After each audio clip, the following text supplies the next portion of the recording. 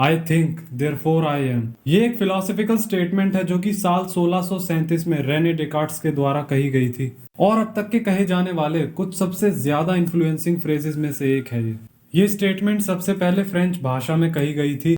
इसका French pronunciation आप अपनी स्क्रीन पे देख सकते हैं और बाद में इसे लैटिन भाषा में ट्रांसलेट किया गया कोगितो एर्गो सम करके। अब इस स्टेटमेंट का एग्जैक्टली क्या मतलब है ये तो शायद रेने डेकार्ट्स से बेहतर और कोई नहीं जानता, लेकिन अलग अलग लोग इसका अलग अलग मतलब निकालते हैं अपनी अपनी अंडरस्टैंडिंग के अकॉर्डिंग। तो उन्हीं में से कुछ एक्सप्लेनेशंस पे चर्चा करते हैं आज के इस वीडियो में। इसका पहला मतलब हो सकता है existence. I think therefore I am.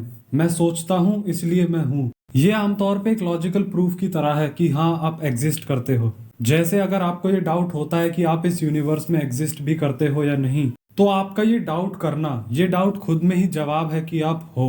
आप एग्जिस्ट करते हो तभी तो आप डाउट कर सकते हो। अगर आपकी एग्जिस्टेंस ना होती तो डाउट का तो कोई सवाल ही पैदा नहीं होता। दूसरा मीनिंग इसका हो सकता है knowledge exists. I think therefore I am.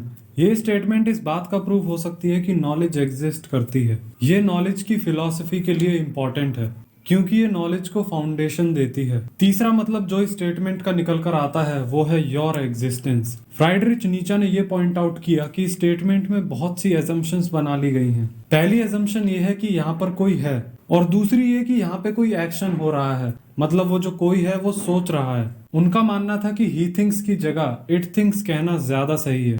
दूसरे शब्दों में कहूं तो आपका ये डाउट करना कि आप एग्जिस्ट करते हो या नहीं, ये प्रूफ नहीं करता कि आप इस यूनिवर्स से अलग हो। आपका डाउट इसी यूनिवर्स का एक हिस्सा है। और जो आप ये सोचते हैं कि मैं सोचता हूँ, हो सकता है कि आप यानी ये मैं एग्जिस्ट ही ना करता हो।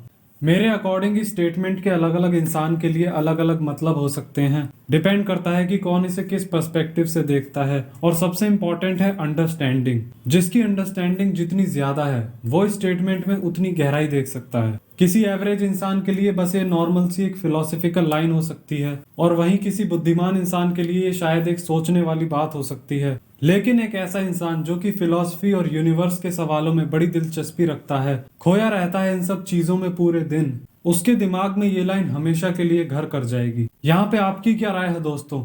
आपका क्या मानना है इसके बारे में? नीचे कमेंट सेक्शन में लिखकर जरूर बताएं। अगर वीडियो इन्फॉर्मेटिव लगा हो तो आप अपने दोस्तों के साथ शेयर कर सकते हैं। बहुत बहुत धन्यवाद।